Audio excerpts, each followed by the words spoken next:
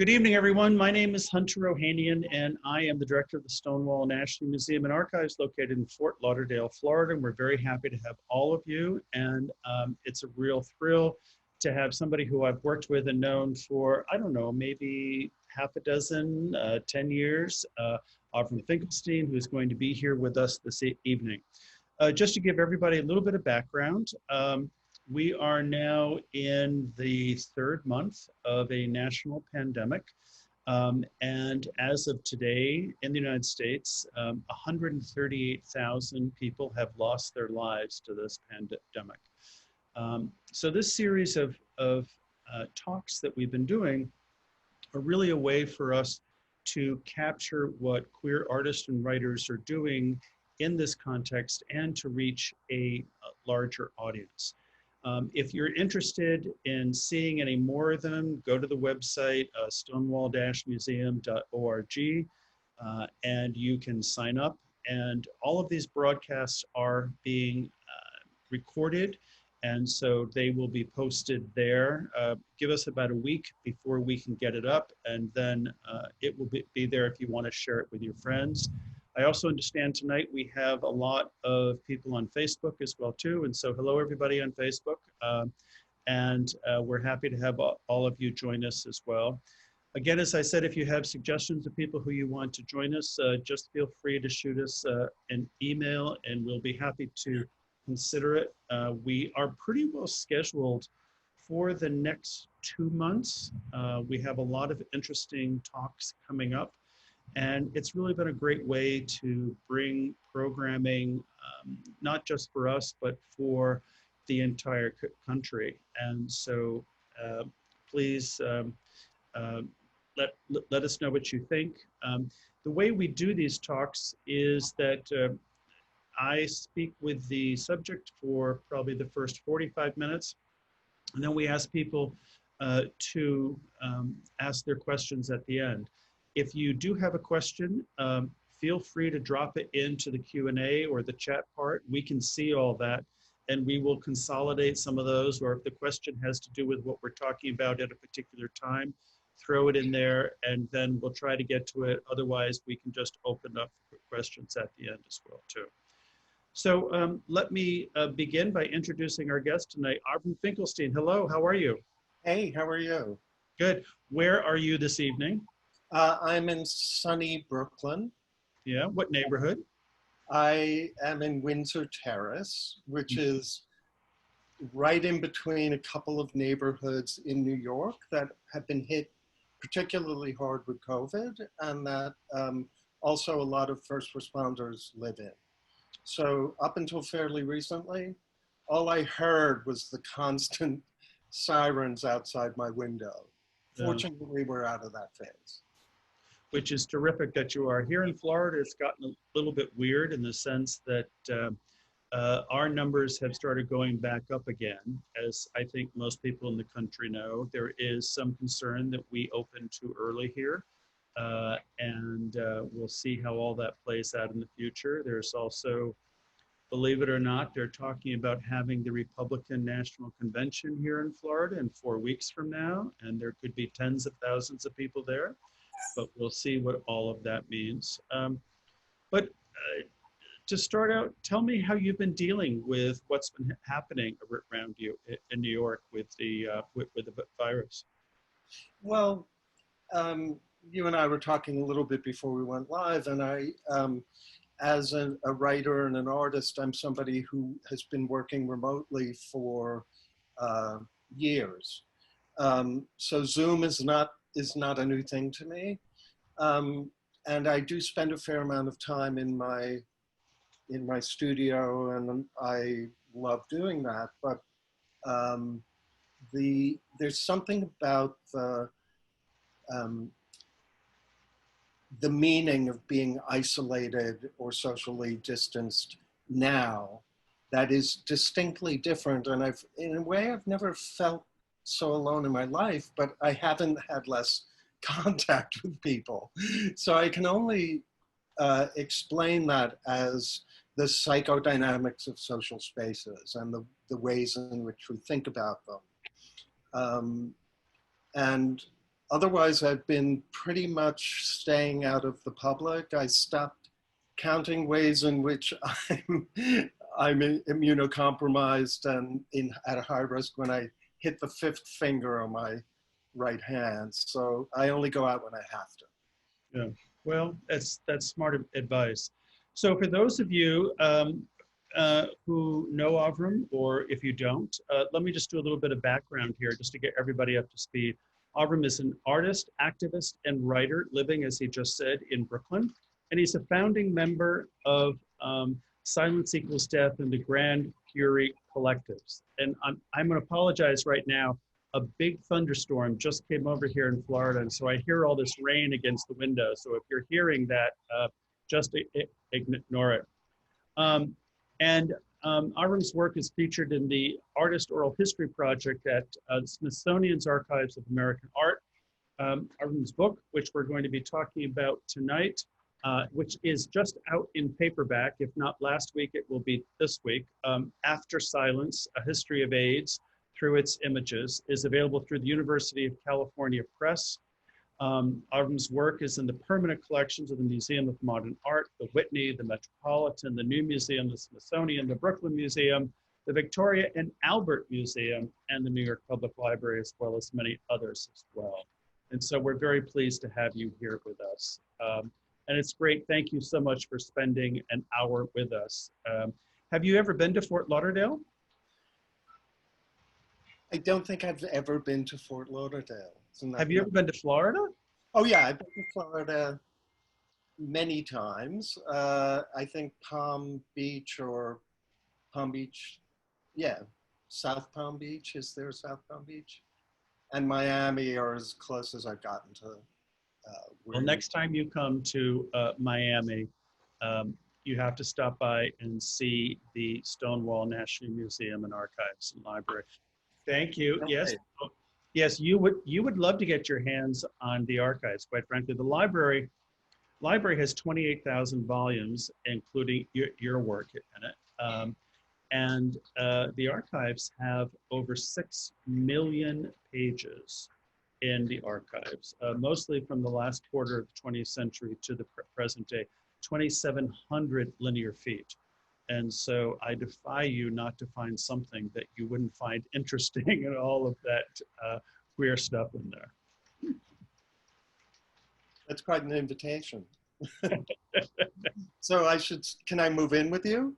Of course, of course. Well, I'm sitting in your room right now. This is the guest room of our house, and so I just pulled a sofa out, and so you're all set. Nobody should talk cubic feet of archival material to me and not be prepared to host me for a while. That's absolutely true. Absolutely true. All right, so let's talk about After Silence. First of all, how long has this project been in the works? So I started working on the book probably in 2015. It was published in hardcover in 2017. It's just now out in paperback, as Peter Perez from UC Berkeley just announced on the chat. Yes, thank you, Peter. Thank you, Peter. Hi, Peter. I decided that I wanted to create sort of a handbook for activism that talked about the backstory to the making of 10 of the works that are most often associated with AIDS activism in New York in the early days of the pandemic, and give a real sense of how they came to be and lessons learned and new ways in which to think about them. And of course, one of the reasons that I wanted you to speak about this was not just about the wonderful writing and the research and the honesty and openness in the book, and to be sure that people got to see it, but also because of the context that we're in right now. And certainly with COVID and then with Black Lives Matter and other things, that the idea of being able to have ways to communicate to like-minded or sometimes not so like-minded individuals is an important thing for us to be thinking about. Yeah, and I've spent much of the last few decades looking at this work from that perspective and speaking, mentoring young queer activists and artists and speaking to people in academic settings about these questions. I think that there's no point in an archive without it being a living, breathing thing that actually is put to use, which is essentially what the gesture behind the book is. And you wisely suggested that I read something that contextualized why I wrote the book, but I also have some pretty pictures for you to look at, so you don't have to stare at my bookshelves. Yep. While we're doing it. So let's go to page 5 of the book. I think I have, and it's part of the introduction, and it might help the audience understand why this book exists. Yeah, so let me screen share. Sorry, I have too many open windows on Zoom. You would think I would know how to do this very seamlessly. I don't. I'm going to share my desktop so that we can, I think that way we can be seen, right? Yep. Are you ready for me? Of or course. do you have another question for me? No, I'm good. Okay. All right. So again, Hunter suggested reading from page 5, and when I reread these pages, I thought it really does give us an opportunity to sort of open up a conversation between the two of us. So I'm going to start reading from page 5 and show you some pictures. So I wrote After Silence because I believe there's a particular problem with exhibitions and texts organized around the premise that AIDS agitprop of ACT UP New York can be used as a model for how to mobilize communal responses during moments of crisis. It can be, but unlike film and video from that period, which has context built into it, in other words, you can see what the streets look like and how people dress and all of that. Once posters are isolated from the environment that they were created for, they become oddly mute, in my humble opinion. When they're stripped of the native meanings that were activated in situ, here's the Silence Equals Death poster as it appeared in the streets of New York, their social proportion can't be approximated on a gallery wall with any degree of accuracy, in my opinion. Their objectness overtakes them, and no amount of didactic text really adequately compensates for this effect. Work that easily sank its teeth into the scruff of your neck in a cluttered cityscape is immediately collared on a blank white wall. After lecturing about this conundrum for years, I've become increasingly convinced that the best way to understand this work is to run loose inside of its brain, which is why I wrote this book. This work becomes activated in its performance, in its doing. It was never really meant to have a use in a gallery setting, and as a consequence, I believe it doesn't. There are curators whose hair is bursting into flame right now. This is my perspective as a maker. So I attempted in this book to reattach this work to its political intentions within a social context in the hope of recasting it in a corrected social proportion. As lived experience rather than as archival material, to enable readers who were not there to still encounter it as if they were in the moment.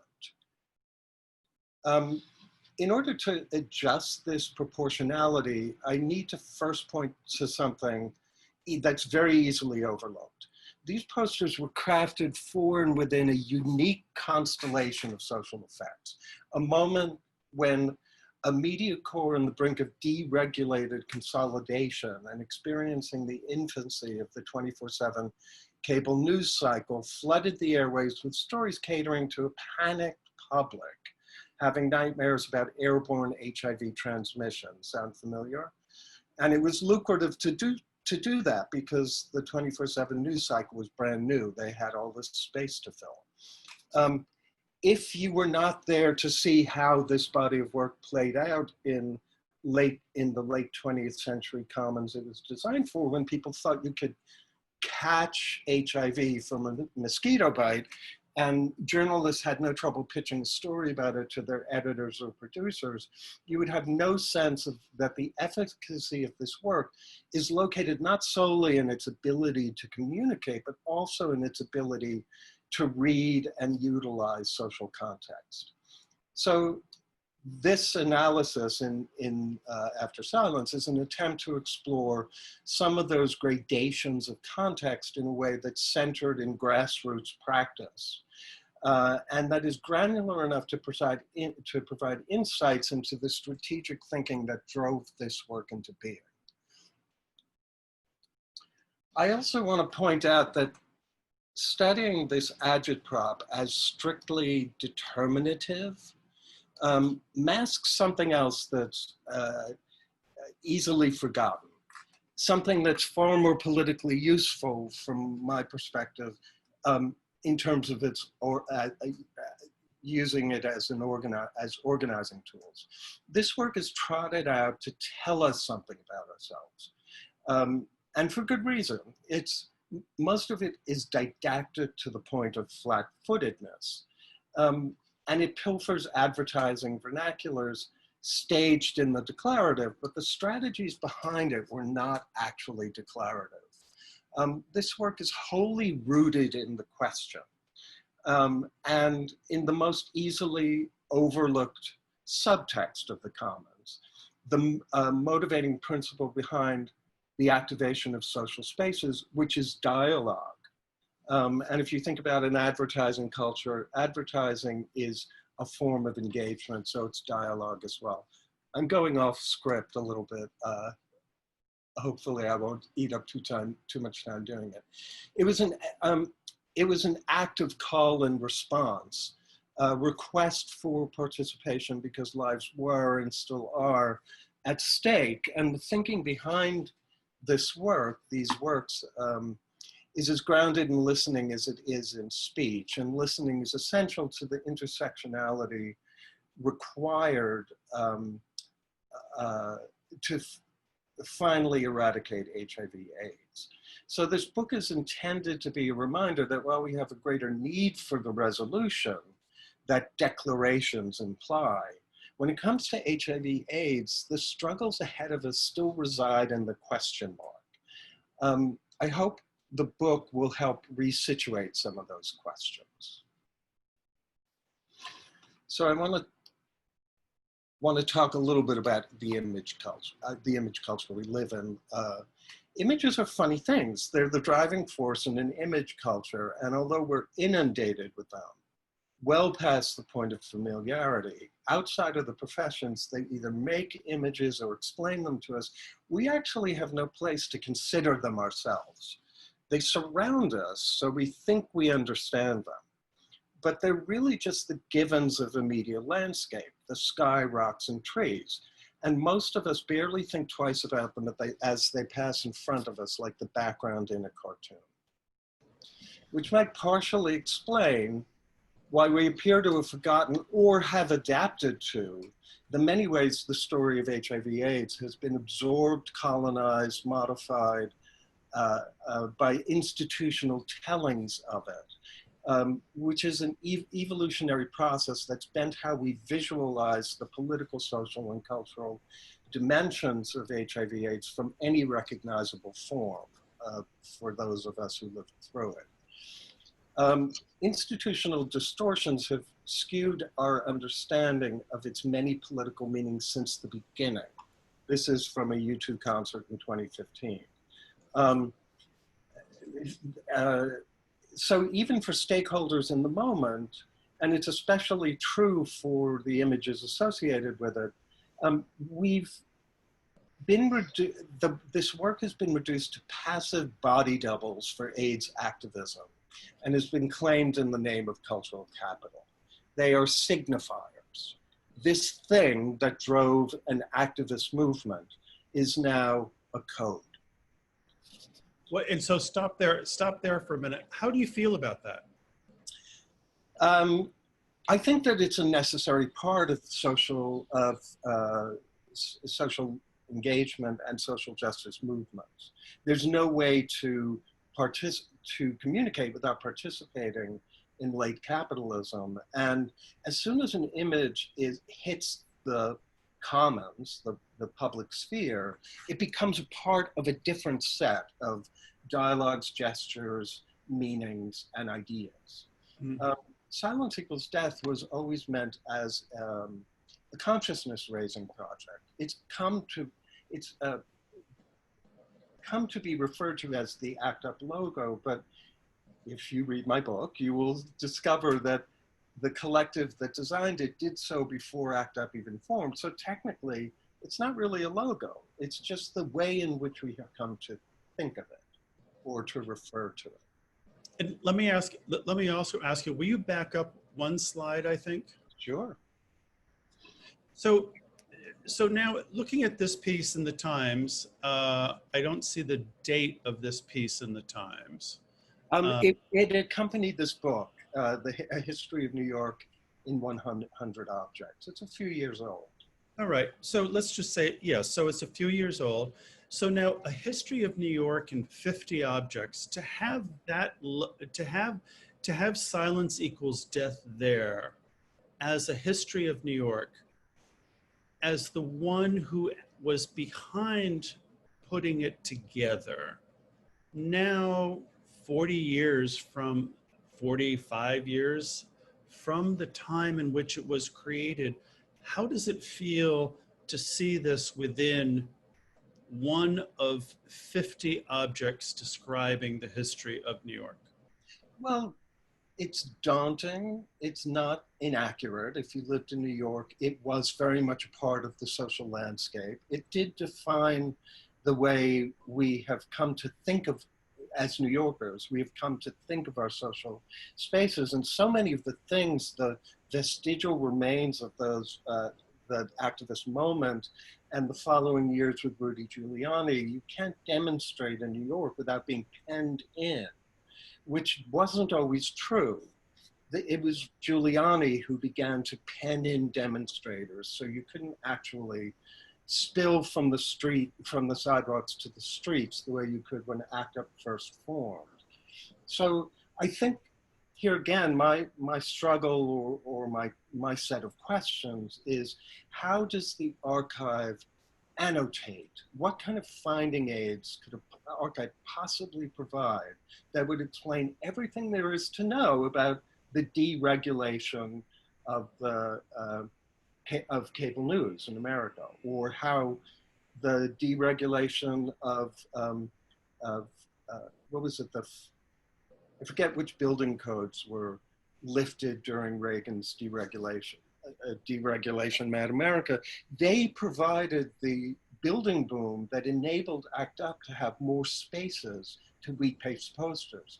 That has not been true since then. So unless you understand all of these things about it, you really can't understand the efficacy or the ways in which it functioned. And it's impossible to compare that moment to the current moment because we have a different set of circumstances. And you rightly pointed me in the direction of wanting to speak about some current activist gestures, and I have a lot to say about them. Sure. Before we move on, just to be sure our audience is getting some things that will help them. In the book, you go into detail about how Silence Equals Death, with the pink triangle, how it actually happened, and it did happen over a period of time, but just try to do, if you could, the most succinct way of letting them know how you got to this particular point. So the person I was building my life around died of AIDS in 1984. And shortly thereafter, a close friend of mine, when he found out, Jorge Salcaraz, who was a member of the Silence Equals Death collective, although we weren't a collective yet, invited me to dinner, and he brought someone with him, Oliver Johnston, who turned out to be the third founding member of the Silence Equals Death Collective. And as we were talking about it, we realized that we needed a space in which we could talk about the politics of age, but also consciousness raised around these questions and act in support of one another. So in early 1986, we formed a collective, and each of us brought in one person who the others didn't know. So there would be some political tension, for lack of tension is not a bad word in my world. And it's saying it very quickly. So we met once a week. We, based on feminist organizing, consciousness raising, organizing principles, had a weekly potluck, and we would begin talking about our fears and anxieties and end up talking about the politics of age and bringing in press clippings.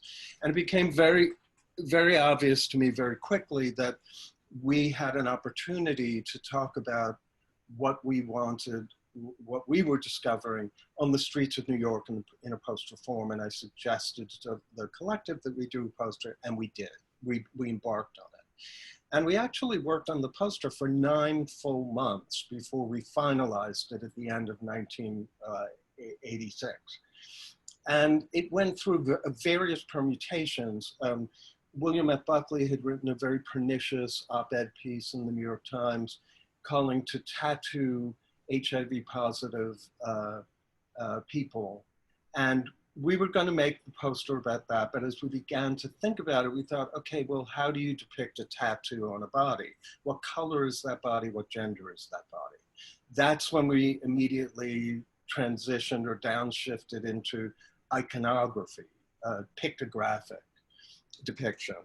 And we went through all of the signifiers to the queer community in New York, and discussed them, dissected them, rejected them, and then went back to the pink triangle. So it was a process that took a really long time. It wasn't the only thing we were doing. It was finalized in our last meeting in 1986 at a potluck at Jorge's house. He made a vegetarian stew. He's always been a vegetarian. And but the actual turn of phrase, silence equals death, literally took 5 to 10 seconds. I had made a note. So after working on it and agonizing and rejecting and considering for all of these months, I had made a note about an article I had seen in the New York Times, and it referred to silence as being deafening, which has of course now become a complete journalistic cliche, but it was the first time I had seen it used, and I wrote it in my journal. And so I said to the collective, what about silence, gay silence is deafening? And someone else in the collective said, no, it should be silence is death. And then someone else said, oh no, it should be silence equals death. And then someone said, it should be an equal sign. That's how fast it took us to get to that phrase. And the reason why I think that's important is you have to tune, when you're making work for the public, for public spaces, you have to tune your ears to critically to every idea that passes in front of you. I didn't say, no, that's not what I meant. That isn't what I said. It was like the collective had produced this sort of magical phrase, and we knew it. It's the knowing of it that is very much a part of what crafting messages are about. And so what's so amazing about that story is that after working together, as you say, for 9 months, you got to that point. And of course, there's always doubt. You know, once you found that little nugget of gold, but then it's just like you stuck with it and you knew it was right. We have a question that came up just right now as a result of it about why did you turn the pink triangle upside down?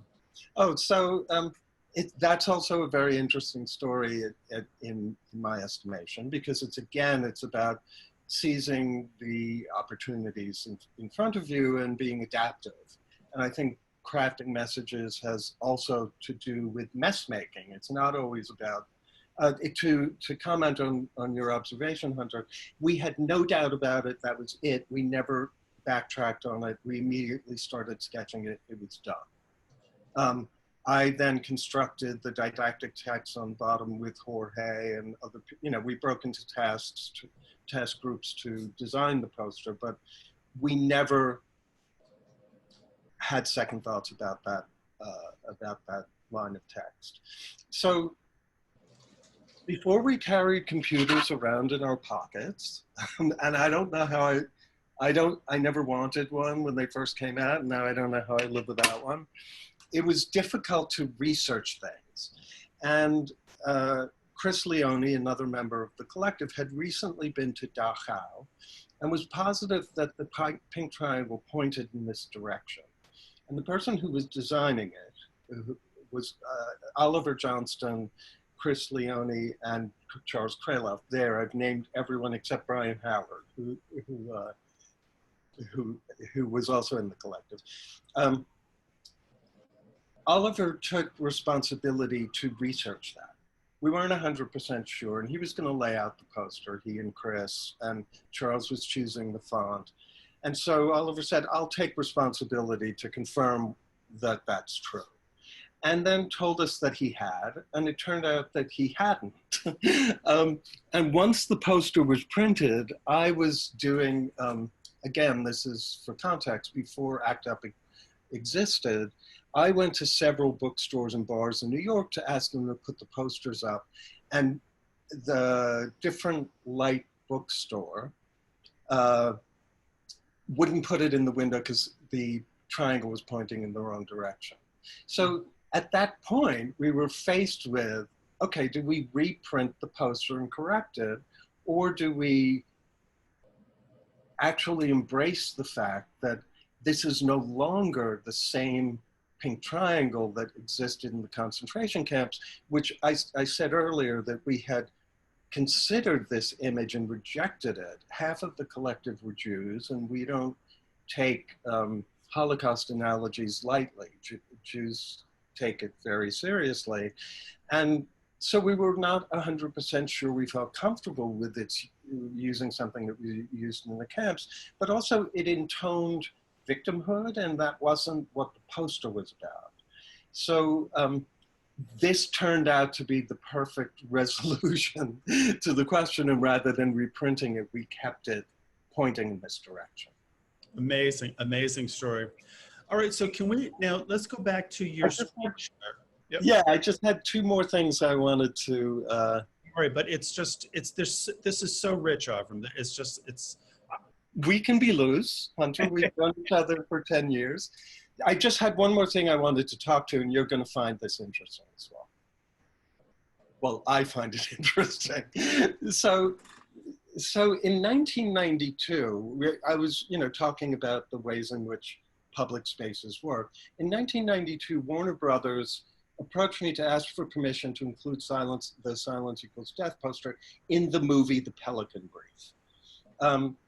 Even after a rather protracted set of conversations about the company's intention for it, it didn't surprise me that to see it reduced to a visual code for AIDS activism in the opening sequence of the film.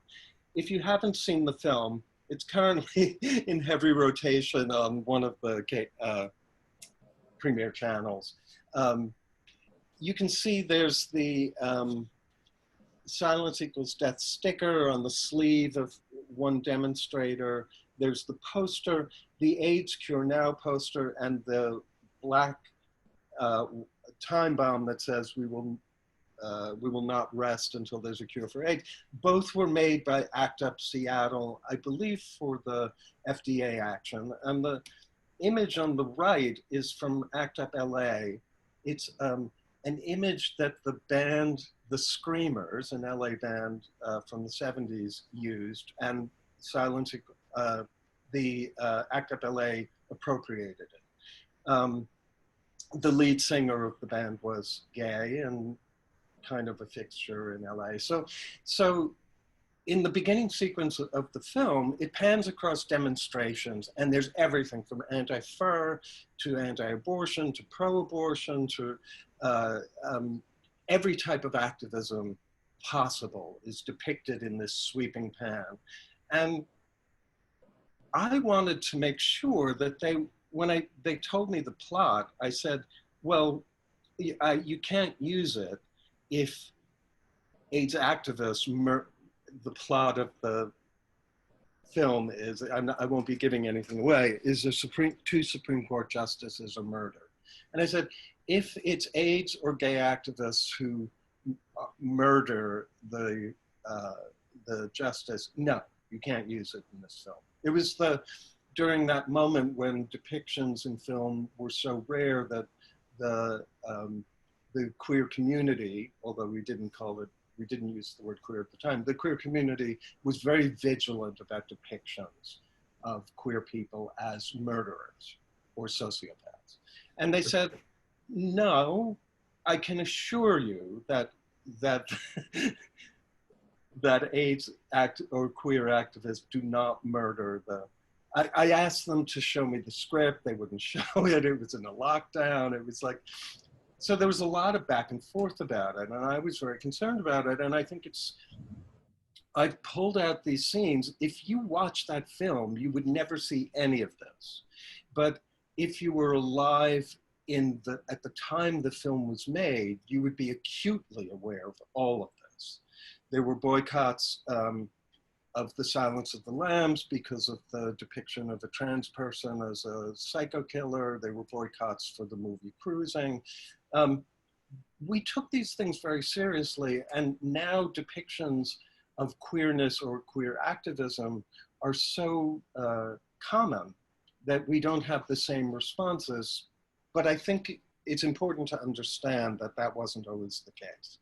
Yes, no, that's very, very important. Let me just jump in here for a second and just remind all of our listeners and viewers, I'm Hunter Ohanian from the Stonewall National Museum and Archives here in Fort Lauderdale, Florida. I'm talking with Avram Finkelstein, and we are talking about the book After Silence and a lot of the images there.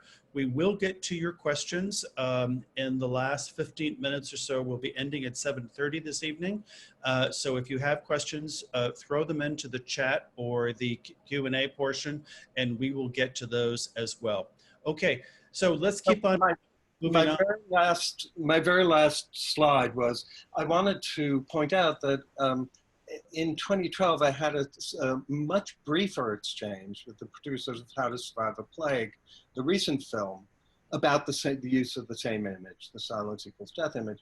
Plague is, if you don't know, is a documentary that profiles activist stakeholders from ACT UP. Yet the producers were satisfied to use this image in exactly the same way that Warner Brothers did, as a code that transports us into the center of an activist world with little insight into the intricate political organizing that delivered its participants there.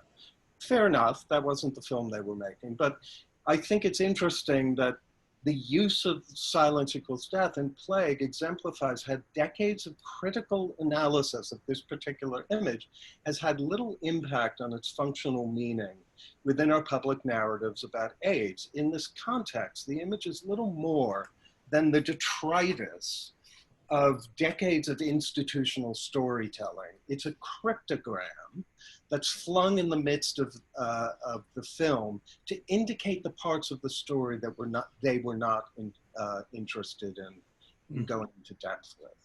And that's the end. That was the last point I wanted to make from the book. Totally, yes, thank you. So let's look at a few of the other things that ACT UP did, and then I want to talk about some of the current things and some things that we're seeing today. So show us a few of the other images that you have. Obviously, you made some recommendations. I feel like we've talked extensively about silence equals death, so I won't linger on it. You've already seen it in situ and I've talked about it, but I do think it's important to understand that it wasn't until we made stickers of it, which every activist was able to carry in their pockets and put on the inside of every mailbox. And there was only one ATM in New York at the time. It was Citibank, and you would punch in your code. and it was like a pneumatic tube. It would roll like this and there'd be cash in. And we would put stickers inside, but not one, not two, 30, 40 stickers.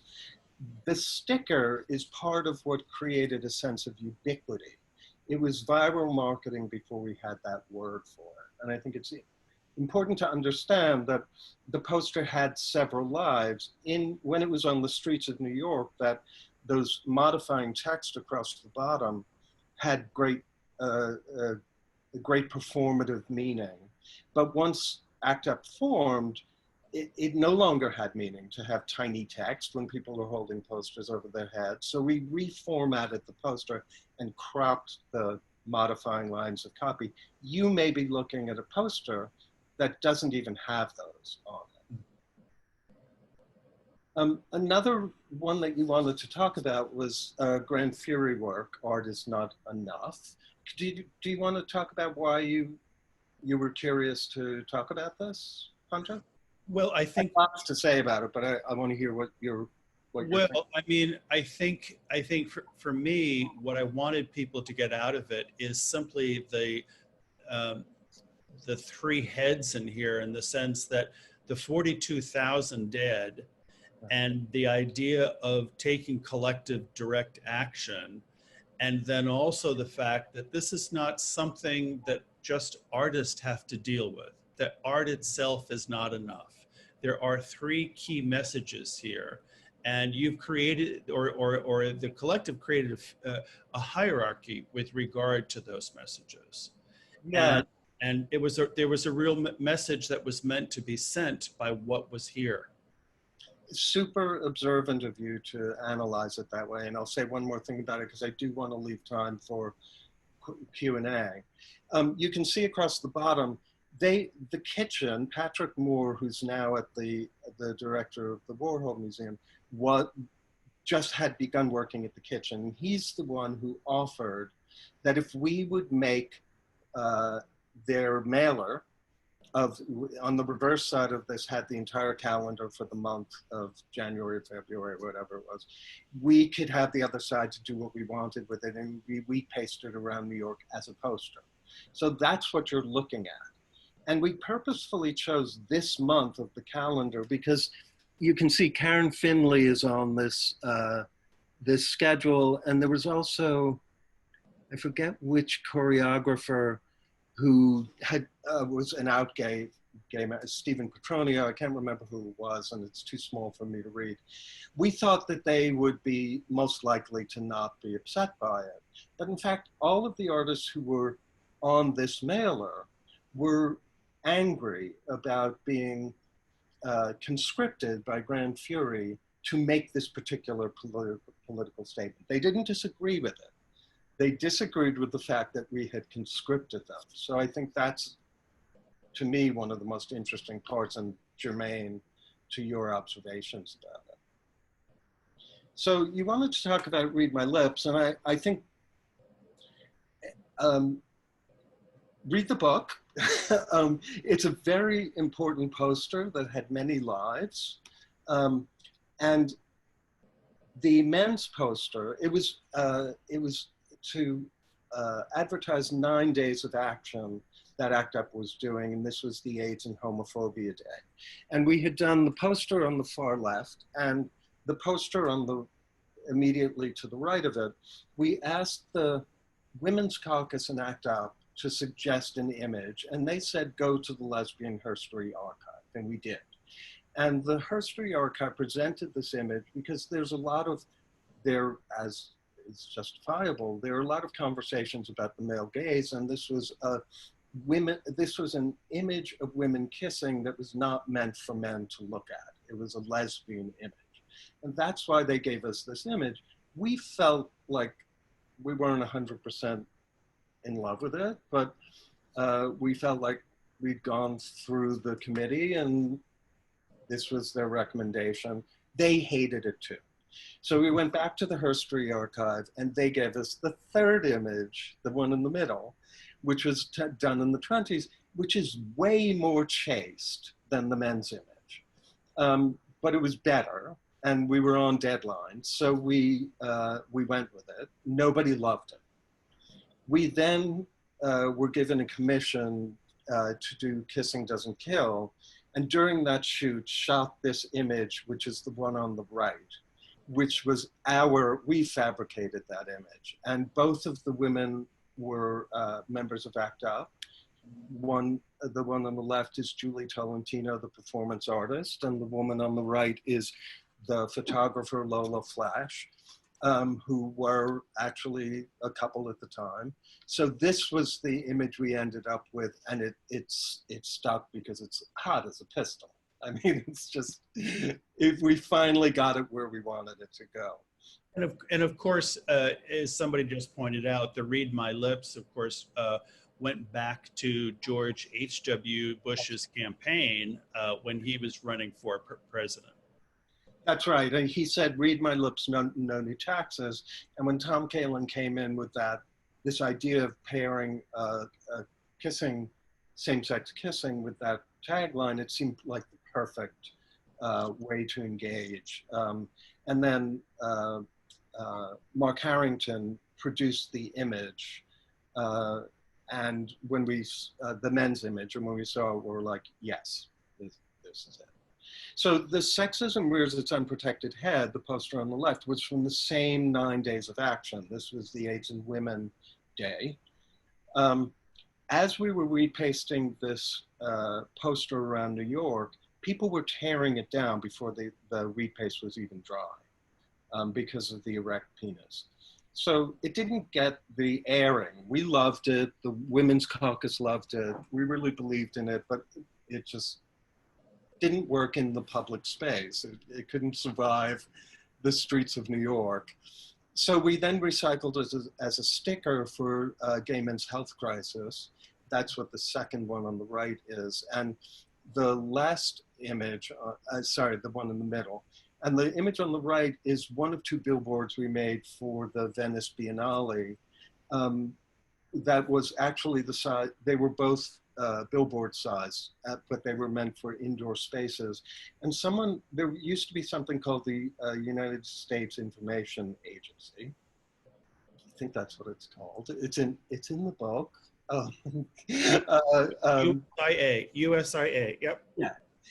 They had heard about the content of this poster, and warned the curator of the Venice Biennale that there might be some blasphemous reference or offensive reference. It was juxtaposed against a piece that was about the Pope. So the Pope and the penis is how we have come to refer to this. As a consequence, the work was confiscated in customs.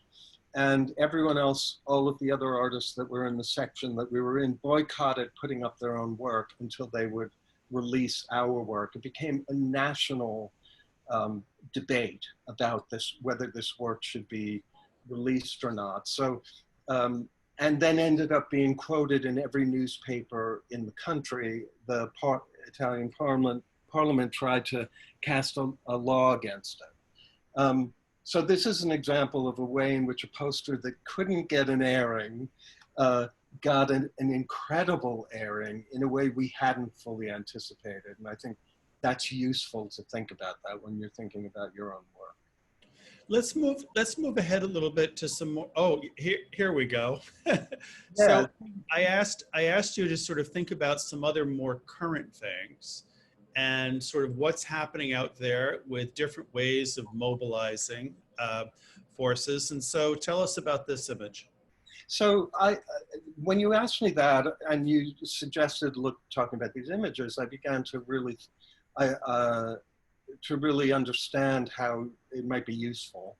The next couple of images that we're going to look at are from the current moment, but more than that, these are public works that actually were about the activation of social spaces in a performative way. So the thing about the pussy hat is that anyone could make one, anyone could find one, anyone could wear one. It circumnavigates the peculiarities of the psychodynamics of social spaces that a poster is forced into, right? So I think that's one of the most brilliant things about this, is it totally captured the moment, but it captured it in a way that was so egalitarian, so 21st century, so post graphics design, that I think it's really genius. And you wanted to talk about the Black Lives Matter mural, and I've been talking about it a lot in my talks recently for exactly the same reason. This is a gesture that is completely performative. It involved many people painting the streets, but it isn't something you can own. It's not something that will fit into an archive. It is a living performance of something that is one of the most ingenious pieces of agitprop, in my estimation, of the since Silence Equals Death. I'm overlooking a lot of other work that's really been great. But let me interrupt here. One of the things for me that I found so powerful about this when it first happened in Washington is that a true partner at the table was the municipal government. This would not happen unless the mayor of Washington, D.C. said it was okay to put this message out. Yeah, it was a throwdown. Oh, and again, to be repeated again in the city of New York in front of Trump Tower. And in Seattle, did you see the one in Seattle? Yes, it's just beautiful. Amazing. But I think the other thing that I wanted to talk about here is Black Lives Matter is everything. It's a logo, it's a signifier, it's a call to action, it's a graphic. It is the most ingenious use of social space and language, in my estimation, that I've seen in decades. Yeah, I agree. It's incredibly powerful, and everybody knows what it means. It's beyond. And I wanted to also sort of downshift into talking about the signage at all of the recent protests that have come about since Memorial Day. If you notice, when you look at this in this crowd, there are no printed official, posters, nothing. These are all drawn on the back of a delivery box. These are all handmade. And of course, a lot of the agitprop made reference to silence and the ways in which white silence impacted the questions of race. So the collective was drawn into a conversation about whether we had a responsibility to participate in some way, support a supportive way. But once we realized that this was like the hat, like the painted street, this is not a moment for slick, produced signage that is monolithic. This is a moment for individual agency to find its way into the public square. And that's a brilliant thing about this moment. So let's go to a question from one of our listeners who says, can you talk about the irony of Keith Haring's art stemming from street graffiti to art gallery, and how moving to a gallery space altered its power? And I would add that to say, for better or for worse. Yeah, I think that's a really good question. And of course, you all know that Keith appropriated Silence Equals Death and began to use it in his work, his multiples. So I think that it's super interesting, the question of Keith, because he was politically very active in regards to apartheid. He came to AIDS after the AIDS activist movement had begun. He wasn't an early adopter, let's say. So I think I think that his journey talks about so many other things other than the question of how the white cube can neutralize the efficacy of street art. And I think that Keith's work was most impactful in the subways of New York. That is my personal take on it. I don't know if that answers your question, but I think the dilemma. but I think there is perhaps an obvious answer, but the idea of moving this work from the street into a commercial setting, how does it impact the work? I think it neutralizes it. It's where we started this conversation. I feel like the white cube, in some ways, it's an essential part. Like your Stonewall is an archive. I'm not, you know, archives are incredibly important, and so are gallery spaces and museum archives and academia. A lot of the ways in which we come to think about things and the reasons we're able to think about them is the gestures of preservation that enable us to see them in perpetuity. Yes. So, you know, I think that but there's a dilemma. Like, why is silence equals death visible, but the images I showed you from ACT UP LA of the screen that use the Screamers poster, which are just as brilliant, really, in my estimation, and speak about a time. Why don't you know that version of the poster? Why don't you know the posters that came out of ACT UP Seattle, which are in my personal collection? I think they're brilliant. So that raises a question, and has to do with archives as well too. So let me get sort of specific, and then I'll broaden it out. Where are your papers stored, or where will your papers be stored? Have you made that decision yet? You're hilarious, Hunter.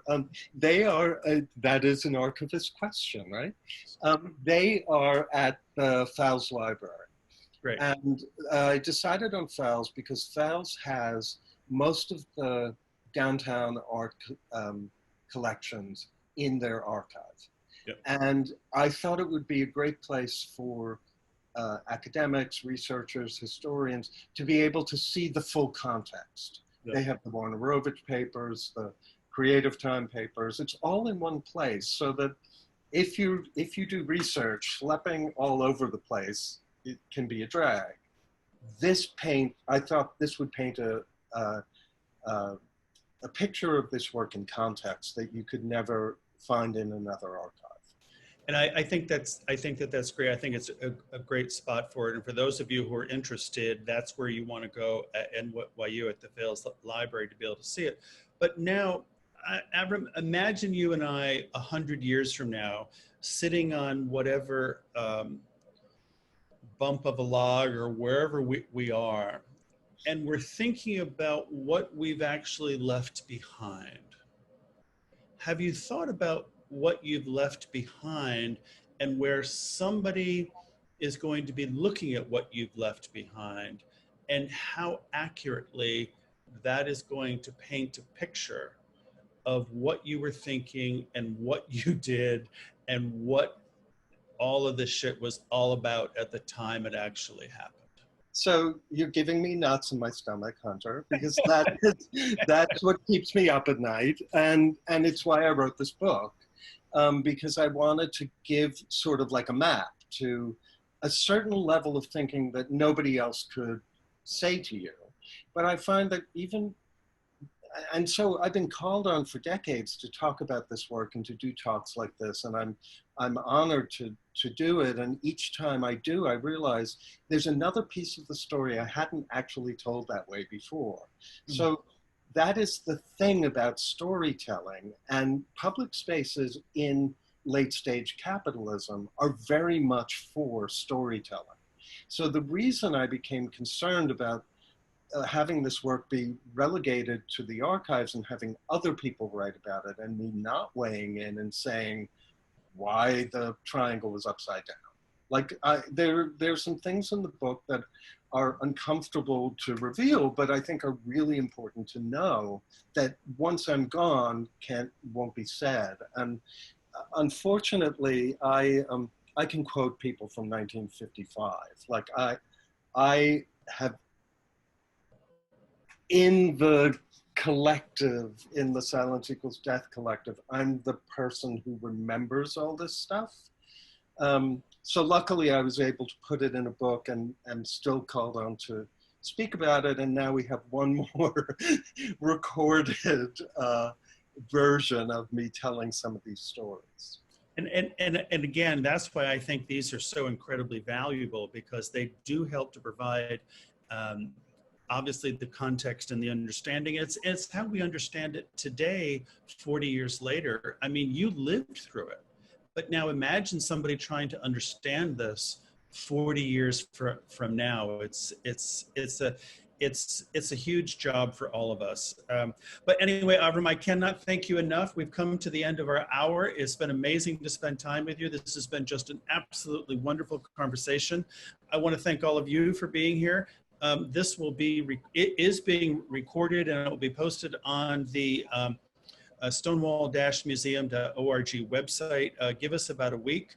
I want to do a big shout out to Deputy Director Emery Grant, who is there behind the scenes, making sure all of this stuff is happening seamlessly. Emery, thank you, thank you, thank you. And for those of you who are interested, we've started doing virtual experiences with Airbnb, and Emery is just doing an amazing job in which you can see the library and the archives, our current exhibition. And it's an hour-long thing. It's just terrific. And so come to our website. You'll find out how to sign up for that as well. And one last thing, we will be back next Wednesday, July 22, with lesbian feminist poet and scholar Julie Enzer. And so I'm very much looking forward to that. Yes, she's great. And so very happy to have her here. Send us your cards and letters and thoughts and ideas. Sign up for our newsletter. It's all free. We don't harass you too much about fundraising. Everybody take care of yourself, and see you all next week. Avram, thank you again. Thank you so much for inviting me. This was a blast. And I apologize to everyone for mouthing off so much that we didn't have as much time for Q&A as we hoped. We love you. Thank you. Bye all.